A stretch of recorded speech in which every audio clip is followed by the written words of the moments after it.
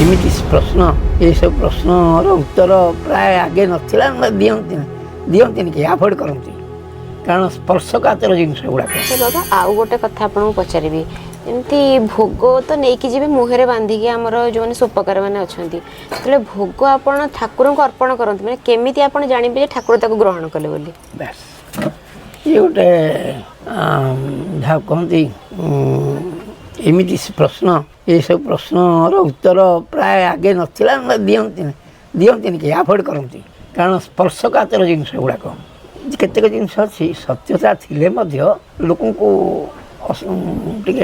अविश्वास अविश्वास लगे से कहू कहीं बाध्य हमें आजिकल जुग तो सब संभव हो पार्टी तेज जदि तुम कहल मु तो कहूँ माने कथा लोक मैंने किसी ज्ञान आहरण करूँ शुणिक इाड़ छाड़ कथा न भावतु किंतु मु जोटा कहूँ मो अनुभूति बंगाली भाषा कथा पूजा पण्डा मैंने केवल भोग करती मंदिर में केते सब सेवायत भर पूजा पण्डा गोटे गोष्ठी सुपकार गोष्ठी पूजा पण्डा गोष्ठी प्रतिहारी गोष्ठी एम समस्त भिन्न भिन्न कार्य अच्छे क्या कम कहीं करें श्रृंखला दृष्टि केवल श्रृंखला नुह तादेर अच्छी अन्य कथा जो मैंने पूजा पण्डा हे आउ जो मैंने धरतु प्रतिहारी हे सी लोक दुआर जगिबे लोक कंट्रोल करेंगे भोग समय भर क्या छाड़ी दिए ये सब कम करेंगे प्रहरी कम करेंगे शारीरिक कार्य करेंगे किंतु पूजा पण्डा मान षोडशोपचार पूजा कर्म कर्माणी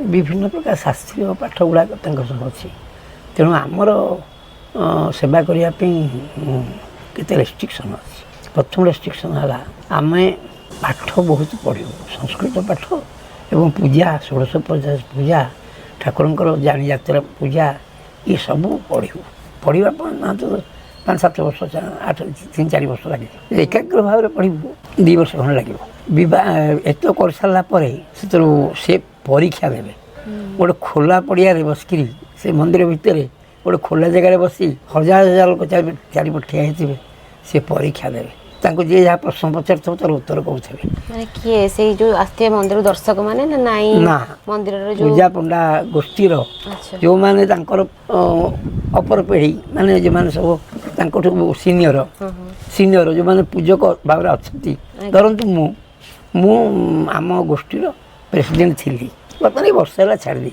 प्रेसिडेंट थी प्रेसिडेंट सेक्रेटरी बसिक सामने अन्य पंडित मैंने सब बसिक से पूजक बसिक प्रश्न पचरा हम जब से उत्तर ठीक दब सेक्रेटरी प्रेसिडेंट एग्री करेंगे जे हाँ ये जहाँ कहला ठीक कला ठीक कही सर्टिफिकेट दिहब पुणी तक भितर पचरा निज भितर एकांत बहुत कथा पचार सिक्रेट जिन पचार ये तो ओपन कथा सिक्रेट कथा पचरा हम सिक्रेट कथा भी कह पाठ पढ़ी सारापर से गोटे चुट्टी रखिए बोले गोटे बाड़ टेकिकी बांधिक गोटे एत बड़ गंठी है भाया गोटे चुट्टी रखिए नियम भी थाए नियम न कले करें कहीं से फूल खसब थे समस्त प्राय केते जनकर समस्त नुह केते गोष्ठी आम भी बाबा आपको देखी आप गोटे तुलसी पत्र खोसती गंठी सेटा भी नियम थाए हाँ तुलसी खसब फूल खसब मैंने आम भी बाबा देखीचु कि बाबा ये चुट्टी बांधिकी से तुलसी पत्र खोस बर्तमान आपको देखा सेटा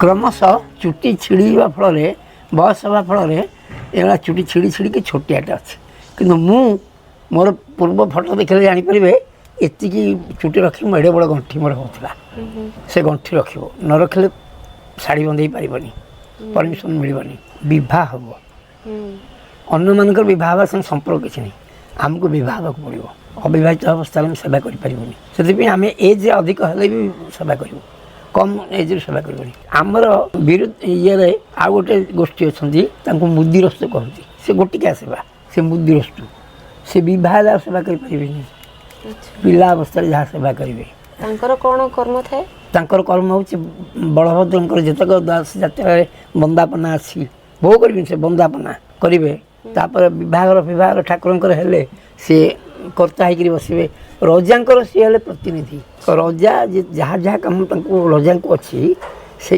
राजा झाड़ू दौरान श्री गुंडीचारे रजा आबसेंट रही मुदिरस्तु झाड़ू दब ଯେ ମୁଦିରସ୍ତୁ କିନ୍ତୁ ସେ ମୁଦିରସ୍ତୁ ବିବାହ ହେଲା ଆଉ କରିପାରିବନି କାହିଁ କରିପାରିବନି ମୁଁ ତା କାରଣ ପଛରେ କହିବି ମୁଦିରସ୍ତୁ ପାଠରେ ମୁଁ କହିବି ଆଜ୍ଞା ଯେ ତେଣୁ କିନ୍ତୁ ଆମେ ବିବାହ ହେବୁ ତାପରେ ପରୀକ୍ଷା ଦେବୁ ସାର୍ଟିଫିକେଟ୍ ହାସଲ କରିବୁ ତାପରେ ଯାଇକି ଆପ୍ଲାଏ କରିବୁ ଯେ ଆମେ ସେବା କରିବୁ ଆମକୁ ସେବା କରିବାକୁ ପରମିସନ୍ ଦିଆଯିବ ପରମିସନ୍ ଯେତେବେଳେ ଦିଆଯିବ ଆମେ ଯେଉଁଦିନ ଆମ ନିର୍ଦ୍ଦିଷ୍ଟ ପ୍ରଥମ ପରୀକ୍ଷା କରିବୁ ପ୍ରଥମ ସେବା କରିବୁ ସେଦିନ ଆମେ ଗଲେ ଆମ ଭିତରେ ଯେଉଁ ପାଟୁଚ ସମାପ୍ତ ବୋଲି ଗୋଟେ ଗୋଷ୍ଠୀ ଅଛନ୍ତି ଗୋଷ୍ଠୀର ଗୋଟିକିଆ ଲୋକ ସିଏ ଆମକୁ ଶାଢ଼ୀ ବନ୍ଧେଇ ଦେବେ ରଜାଙ୍କଠୁ ସେ ପାଇଛନ୍ତି ଯେ ତୁମେ ଶାଢ଼ୀ ବନ୍ଧେଇ ଦେବ ସିଏ ଗୋଟେ ଶାଢ଼ୀ ଆଣି ମୁଣ୍ଡରେ ବାନ୍ଧିଦେବେ ଆମକୁ ପଡ଼ିବ ଯାଅ ତୁମେ କାଲିଠୁ ଆଜିଠୁ ପୂଜା କରିବ ସେ କହିଲେ ଆମେ ଆସିବୁ ଆମେ ତ ମନ୍ଦିରରୁ ଆସିବୁ ସେତେବେଳେ ଆମେ ହାତରେ ମହାପ୍ରସାଦ ତୁଳସୀ ଫୁଲ ଧରିଥିବୁ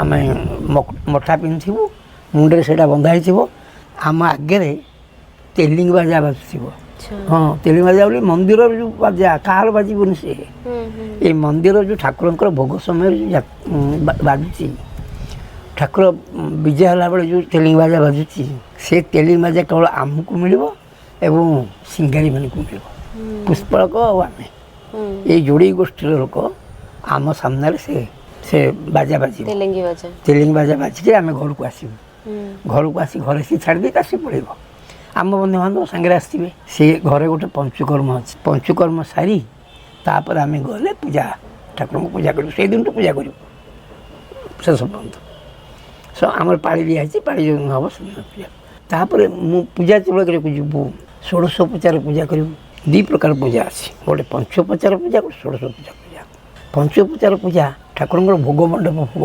ପଞ୍ଚୋପଚାର ପୂଜା ଆଉ ସର୍ପାମଣି ଭୋଗରେ ମଧ୍ୟ ଅଛି କେତେକ ଗୋଟେ ବଡ଼ ସିଙ୍ଗାର ଭୋଗ ଗୋଟେ ଠାକୁରଙ୍କର ଏଇ ଯେଉଁ ପ୍ରତିମା ବାହାରିବେ ତାଙ୍କର ଯେଉଁ ଭୋଗ ହେବ ଏଇସବୁ ପଞ୍ଚୋପଚାର ପୂଜା ପଞ୍ଚୋପଚାର ମାନେ 5ଟା ପ୍ରକାର ଆସନ ସ୍ୱାଗତ ପାଦ୍ୟ ଅର୍ଘ୍ୟ ଆଚମନ 5ଟା ଦୀପ ଏସବୁ କିନ୍ତୁ ଷୋଡ଼ଶୋପଚାର ହେଲା 16 ପ୍ରକାର ଜିନିଷରେ ପୂଜା ହେବ ଠାକୁରଙ୍କୁ ତେଣୁ ସେଇଟା ସ୍ୱତନ୍ତ୍ର ସେ ଷୋଡ଼ଶୋପଚାର ଅନେକ ଲୋକ ଅନେକ ମନ୍ଦିରରେ କରୁଛନ୍ତି ସେମାନେ କହନ୍ତି ଯେ ଆମେ ଷୋଡ଼ଶୋପଚାର ପୂଜା କରିବୁ କିନ୍ତୁ କେତେକ ସବୁ ସମ୍ପୂର୍ଣ୍ଣ ଷୋଡ଼ଶୋପଚାର ସେ ନୁହେଁ ଜଗନ୍ନାଥଙ୍କ ଷୋଡ଼ଶୋପଚାର ସମ୍ପୂର୍ଣ୍ଣ ସ୍ୱତନ୍ତ୍ର ଆଉ ତା ଦେହରେ ଯେଉଁ ଗୁପ୍ତ ମନ୍ତ୍ର ରହିଛି ସେ ଗୁପ୍ତ ମନ୍ତ୍ର ବ୍ୟବହାର କରୁଥିବାରୁ ଠାକୁର ସେମାନେ ସୁପକାରମାନେ ଯେତେବେଳେ ନେଇକି ଥୋଇ ଦିଅନ୍ତି ଯେତେବେଳେ ଭିତରେ କୌଣସି ଲାଇଟ୍ ଜଳୁନଥିବ ପ୍ରଦୀପ ଜଳୁଥିବ ଆମେ ଠାକୁରଙ୍କ ସାମ୍ନାରେ ପାଖରେ ବସିଥିବୁ ଯେଉଁ ଠାକୁରଙ୍କ ପୂଜା ପାଖରେ ଯେଉଁ ପୂଜା ପଣ୍ଡା ବସିଥିବେ ସିଏ ତାଙ୍କର ଭୋଗ କରିବେ ସିଏ ଯେତେବେଳେ ସବୁ ନ୍ୟାସ ସବୁ ଷୋଡ଼ଶୋପଚାର ସବୁ ନ୍ୟାସ ସବୁ କର୍ମ ଗୁଡ଼ାକ କରିଦେବେ କରିକିରି ଯେତେବେଳେ ଚଳୁରେ ତୁଳସୀ ଧରିକିରି ସେ ଜଳ ତୁଳସୀ ଧରିକି ସେ ଠାକୁରଙ୍କୁ ନୈବେଦ୍ୟ କରିବେ ସେତେବେଳେ କଥା କହିଲେ ଦେହ ଶୀତେଇ ଯାଉଛି ସେ ସ୍ୱତନ୍ତ୍ର କଥା ଯଦି ପ୍ରକୃତରେ କିଛି ପାଠରେ ଭୁଲ ଥିବ ସେ ଦେଖାଯିବ ପାଠରେ ଯଦି ଭୁଲ ନଥିବ ସେ ସମ୍ପୂର୍ଣ୍ଣ ଦେଖାଦେବେ ସେ ଜଳ ତୁଳସୀରେ ତାଙ୍କର ସମ୍ପୂର୍ଣ୍ଣ ଅବୟବ ଦେଖାଯିବ ସେଇଟା ଆମେ ପରମିଶନ୍ ବୋଲି ଭାବୁ ଠାକୁର ଏଇଟାକୁ ପରମିଶନ୍ ଦେଲେ ଠାକୁର ଖାଇଲେ ଆମେ ସେଇ ଜଳଟାକୁ ପକାଇ ଦେଉ ତା'ର ବାସ୍ନା ବଦଳିଯିବ ତା'ର ଇଏ ସହିତ ଆମେ ଯେଉଁଟା କହୁଛୁ ସେଇଟା ପ୍ରକୃତରେ ଠିକ୍ କି ଭୁଲ ଯିଏ ଅନୁଭବ କରିବ କିଛି ଦିନ ରହିକିରି ଅନୁଭବ କରିବ ରୋଷ ଭିତରୁ ଯେଉଁ ରୋଷେଇ ହେଇକି ଯାଇଥିବ ଯେଉଁ ଅନ୍ନଟା ଯେଉଁ ପ୍ରକାର ବାସ୍ନା ହେଉଥିବ ଡାଲି ତରକାରୀ ପିଠାପଣା ବାସ୍ନା ହେଉଥିବ ଠାକୁରଙ୍କ ପାଖକୁ ଯାଇ ରହିଗଲେ ସେଠି ଭୋଗ ପାଣି ଛାଡ଼ିଗଲେ ଯେଉଁ ବାହାରକୁ ବାହାରିଲା ବେଳେ ଯେଉଁ ବୋଝିଆ ମାନେ ମୁଣ୍ଡରେ ବୋଝ ନେଇକି ଆସିବେ ସେତେବେଳେ ବାସ୍ନା ତାଙ୍କ ପାଖ ଦେଇ ଚାଲିଗଲେ ମହାପ୍ରସାଦ ବାସ୍ନା ତା ସମ୍ପୂର୍ଣ୍ଣ ବାସ୍ନା ମାନେ ଗୋଟେ ସାଧାରଣ ଅର୍ଣ୍ଣରୁ ମହାପ୍ରସାଦରେ ସେ ପରିବର୍ତ୍ତିତ ହେଇଯାଏ ତେଣୁ ଏ କମ୍ କଥା ନୁହେଁ ସେତେବେଳେ ଆମର ମନରେ ସାଟିସ୍ଫ୍ୟାକ୍ସନ୍ ଆସିବ ଯେ ପ୍ରକୃତରେ ଭୋଗ ସରିଲା ପ୍ରଭୁ ଗ୍ରହଣ କଲେ ଆଉ ଯଦି ତା ନଥାନ୍ତା ଏ କଥା ନଥାନ୍ତା ଧର୍ମ ଯଦି ସତ୍ୟ ହୋଇନଥାନ୍ତା ଏ ସମସ୍ତ ଆତିଜାତ କରିନଥାନ୍ତେ ଏତେ ଲୋକଙ୍କର ମନ ଆଉ ତାଙ୍କ ଆଡ଼ିକି ଆକୃଷ୍ଟ ହେଉନଥାନ୍ତା ଆଉ ଯିଏ ଯାହା ଇଚ୍ଛା କରିଛି ସେ ତା ପାଇଛି ପାଆନ୍ତେ କେଉଁଠୁ ଯଦି ପ୍ରକୃତ ନଥାନ୍ତା ପାଆନ୍ତେ ଯିଏ ଯାହା ମନାସିକିରି ଆସୁଛି ସେ ତା ପାଉଛି ତେଣୁ ଭଗବାନ ବସିଛନ୍ତି ସବୁ ଭକ୍ତଙ୍କର ମନସ୍କାମନା ପୂରଣ କରିବା। ତେଣୁ ତାଙ୍କର ସେ ତ ସଜୀବ ଠାକୁର। ଆମେ ଜାଣୁ ପୃଥିବୀରେ ଯେତେ ଯିଏ ଅଛନ୍ତି ଠାକୁର କିନ୍ତୁ ଜୀବନ୍ତ ଠାକୁର କେହି ନା। ଆଉ ଡାକିଲେ ପ୍ରକୃତିରେ ଓହ କରିବେ। ପ୍ରକୃତି ଯଦି କାୟ ମନ ବାକ୍ୟରେ ଡାକିବୁ ଆମେ ଡାକିଛୁ ଅନୁଭୂତି ଆମର ଆସିଛି। ଆମେ ଯାହା ପଚାରିଛୁ ପାଖରେ ବସିକିରି ସେଥିରେ ଉତ୍ତର ଦେଇଛୁ। ନହେଲେ ଆମେ କେମିତି ଜାଣିବୁ? ଆମେ କ'ଣ କରିବୁ ତା ଦେହରେ?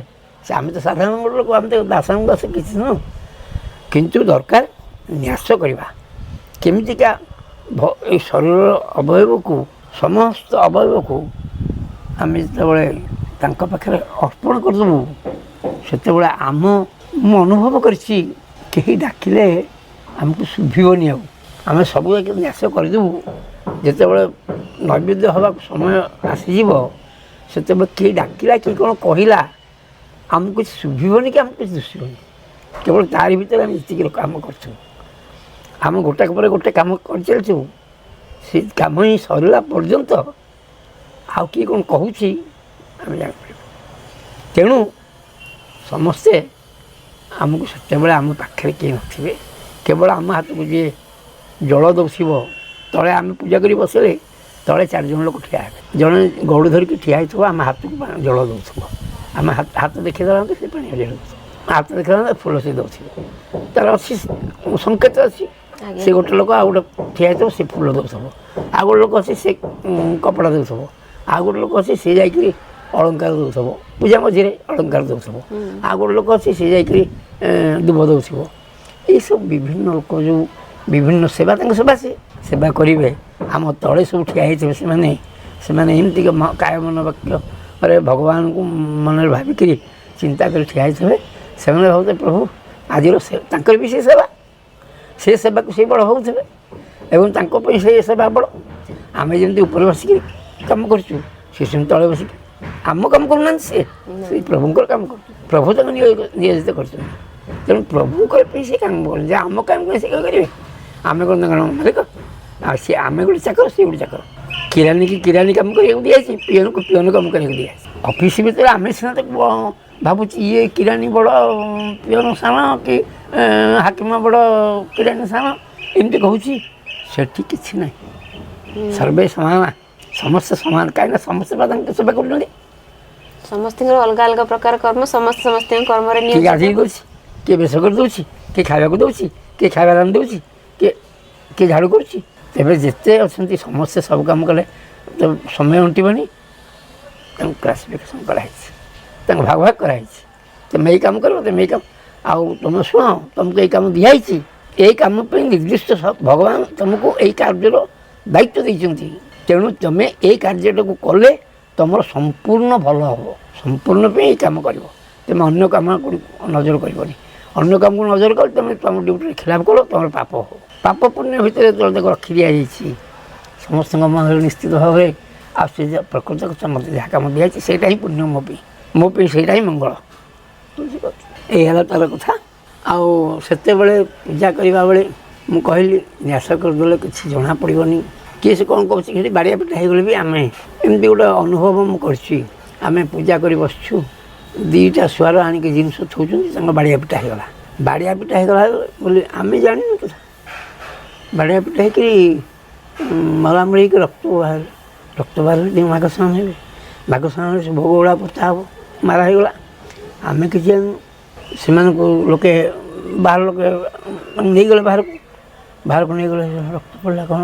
ଯେତେବେଳେ ଆମକୁ ପଚାରିବାକୁ ଆମେ ଦେଖିନୁ କିଛି, ଆମେ ଜାଣିନୁ କିଛି। ଯେ କମିଶନ ଆସିଲେ ଧରା ହେଲା, କେସ୍ ହେଲା, ଭୋଗ ପୋତା ହେଲା। ଭୋଗ ପୋତା ହେଇକି ଭୋଗ କେମିତି ପୋତା ହେଲା ମୁଁ କହିବି ସେ କଥା। ଆମେ ତ ଜାଣିନୁ ଭୋଗ କେମିତି ପୋତା ହେଲା। ସେଥିରୁ ଭିତରଛୁ ମହାପାତ୍ର ଗୋଟେ ଜଣ ଅଛନ୍ତି ଆମ ଗୋଷ୍ଠୀରେ, ତାଙ୍କୁ ଡକା ହେବ। ପ୍ରକୃତ ଭୋଗ ପୋତା ହେବ ନା ଭୋଗ ହେବ।